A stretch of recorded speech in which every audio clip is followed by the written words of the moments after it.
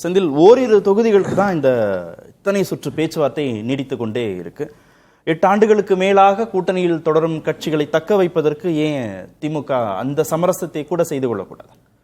ரொம்ப முக்கியமான தலைப்பு சார், அதனால கொஞ்சம் உன்னிப்பாக பேசலாம். 2 விஷயத்த சுருக்கமாகவும் அதே சமயத்தில் ரொம்ப கவனமாகவும் சொல்லிடுறேன்.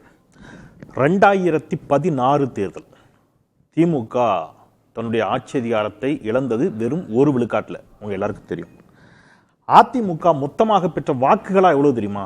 1,76,17,060 வாக்குகள். 1,76,17,060. திமுக பெற்ற வாக்குகளாக எண்ணிக்கை 1,36,70,511. வித்தியாசம் வெறும் 39 லட்சம் வாக்குகள். நீங்க 40 லட்சம் கூட வச்சுக்கங்க.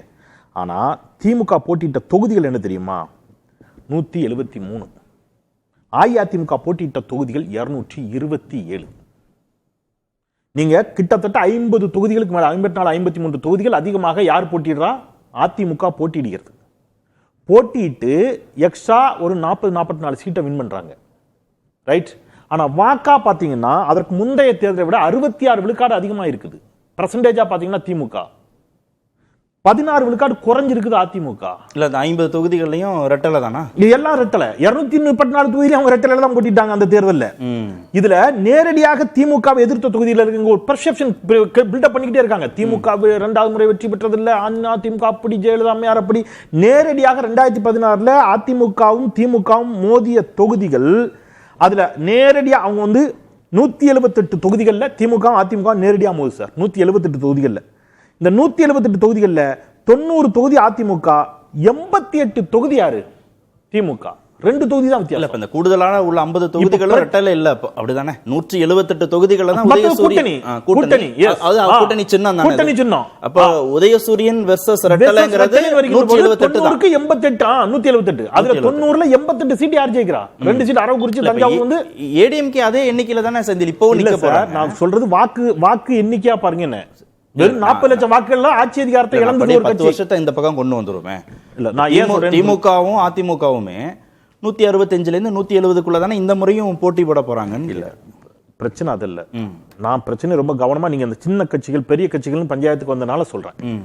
சின்னம் எவ்வளவு முக்கியம்னு கேட்டீங்க, அதுக்கு சொல்றேன். நேரடியாக போட்டியிடுகின்ற பொழுதும் கூட்டணி கட்சிகள் ஒரு பெரிய கட்சிகளோடு, அது 2 பக்கமும் பரஸ்பரம் வச்சுக்கோங்க, போட்டியிடுகின்ற பொழுதும் புள்ளி விவரத்தோட நான் சொல்றேன். அப்ப வெறும் 40 லட்சம் வாக்குகள்ல 39 லட்சம் வாக்குகள்ல ஒரு ஆட்சி அதிகாரத்தை இழந்த கட்சி எப்படி யோசிக்கும் அப்படிங்கறதுல இருந்து நான் இதை அணுகணுங்கிறதுக்கு சொல்றேன். இது 2016 கிடைத்த படிப்பினை. அப்ப அவங்க கடந்த கால வரலாற்று எல்லாம் எடுத்து பார்ப்பாங்க. இது திமுகவின் பார்வையில இருந்து நீங்க பேசுறீங்க. நீங்க 25 ஆண்டுகள் நான் கட்சி நடத்துறேன், ஒவ்வொரு முறையும் நான் போராடி தான் எண்ணிக்கையை பெற வேண்டியதா இருக்கு, போராடி தான் தொகுதிகளை பெற வேண்டியதா இருக்கு.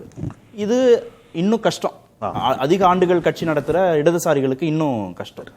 அப்ப அங்க இருக்கக்கூடிய நிர்வாகிகள் போட்டி போடணுங்கிறவங்களை தொடர்ந்து ஒவ்வொரு தேர்தலுக்கும் கன்வின்ஸ் பண்றதுங்கிறதும் அந்த கட்சிகளுக்கு சிரமமான. எனக்கு இன்னைக்கு பொது வெளியில எழுச்சி தமிழர் திருமாவளவன் அண்ணன் மீது எழுந்திருக்கக்கூடிய பற்று பாசம், அது தேர்தலுக்கு தேர்தல் பலருக்கு எழுகிறது. கடந்த தேர்தலிலும் ஐயோ அப்படின்லாம் கொந்தளிச்சாங்க. அண்ணனுக்கு கூட தெரியாத அரசியலை பல வெளியிலிருந்து கத்துக் கொடுக்குறாங்க அவருக்கு. ஐயோ தெரியுமா உங்களுக்கு அப்படின்லாம். ஆனா அவர் தெளிவா சொன்னாரு. புதிய தலைமுறையில் வந்த செய்தி மட்டும் நான் சொல்றேன்.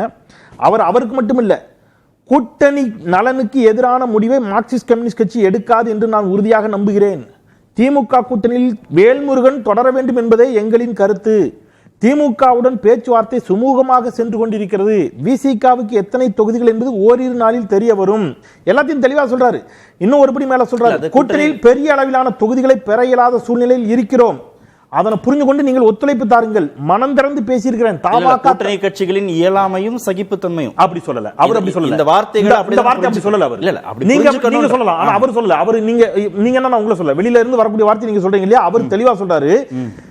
ரொம்ப அழகான வார்த்தையை பயன்படுத்தினார். அந்த வார்த்தையை நான் ரொம்ப ரசிச்சேன். அவர் சொன்னாரு, எங்கள் பலத்திற்கு ஏற்ற பயனை எப்பொழுது பெற வேண்டும் என்ற அரசியல் அறிவும் தெளிவும் எங்களுக்கு தெளிவாகவே இருக்கிறது. அவர் சொன்ன வார்த்தை.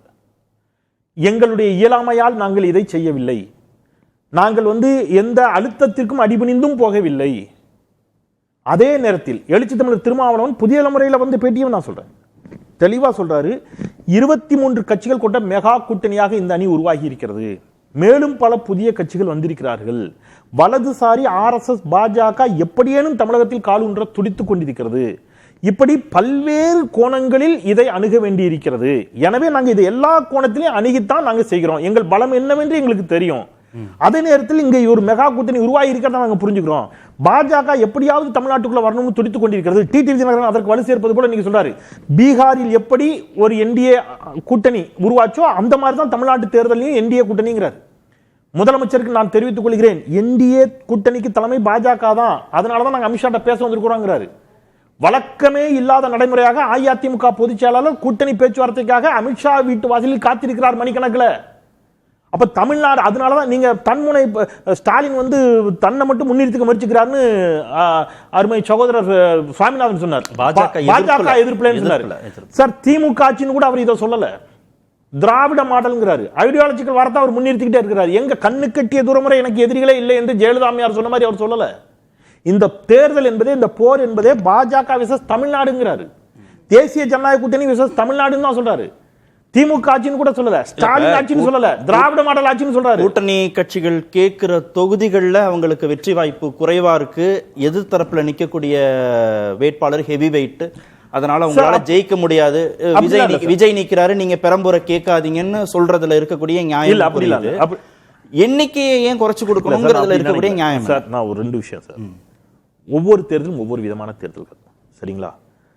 தீப்பெட்டி சின்னத்தில் நின்ற துரை வைகோ அவர்கள் வெற்றி பெறுகிறார், ஜெயிக்கிறார். கூட்டணி கட்சிகளின் ஒத்துழைப்பு இல்லாமல் அவர் செய்ய முடியாது, வெற்றி பெற முடியாது. திமுக வெற்றி பெறுவதற்கும் கூட்டணி கட்சிகளுடைய ஒத்துழைப்பு தேவை. தீப்பெட்டி சின்னத்தில் நின்று திரு துரை வைகோ வெற்றி பெற்றதற்கும் கூட்டணி கட்சியுடைய ஒத்துழைப்பு தேவை. இங்க இருக்குது. இன்னைக்கு கடுமையாக எதிர்த்த மாணிக்கம் தாகூர் 4000 ஓட்டு வித்தியாசத்தில் போராடி வெற்றி பெறுவதற்கும் கூட்டணி கட்சி எல்லாருடைய ஒத்துழைப்பும் எல்லாருக்கும் தேவைப்படுது. அப்ப இது புரிகிறது. நான் திருப்பி அதான் சொன்னேன். 2017 ஸ்டாண்டர்ட் நீங்க எடுங்க. 2016 மக்கள் நல கூட்டணியின் பொழுது வெறும் 1 விழுக்காடு வித்தியாசத்துல தான் திமுக ஆட்சி அதிகாரத்தை இழைக்கிறது. அன்றைக்கு மக்கள் நல கூட்டணி மொத்தமாக பிரித்த வாக்குகள் என்னங்கிறத நீங்க எடுத்துக்கங்க. 5%.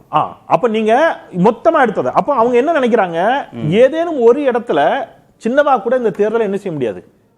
ஏன்னா இது வந்து திருப்பி சொல்ல, இது வெறும் திமுக விசஸ் அதிமுக அல்ல, இது தமிழ்நாடு விசஸ் பாஜக என்று நடக்கின்ற பொழுது எழுச்சி தமிழர் திருமாவளவனுக்கு அந்த புரிதல் இருக்கிறது.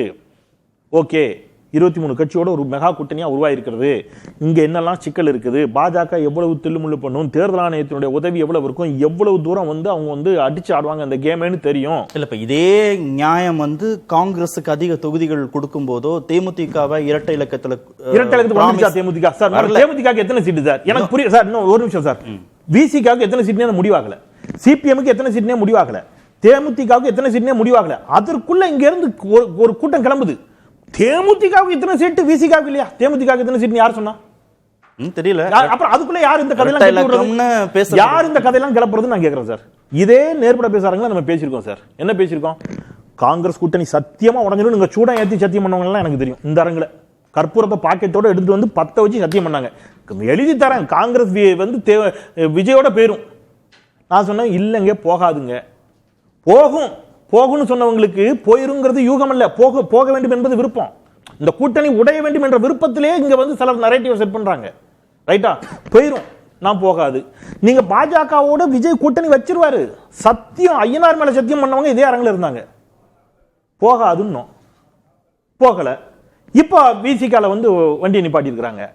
விசிகா எழுச்சி தமிழர் சொல்றாரு. இல்ல விசிகாவோ இடதுசாரிகளோ விஜய் பக்கமோ அதிமுக பாஜக பக்கமோ குறைவான தொகுதிகள் போகவே மாட்டோம்னு இருக்கிறவங்க அதிகமா சிரமப்படுத்தணும். நான் இதை ரெண்டு ஒரு கோடா பிரிக்கிறேன் சார்.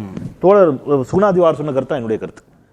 இடதுசாரிகளுக்கும் விசிகாவிற்கும் கூடுதல் இடங்கள் நிச்சயம் ஒதுக்கப்பட வேண்டும் என்பதுல என் கருத்து மிக மிக வலிமையான கருத்து. அதுல நான் உறுதியா இருக்கிறேன்.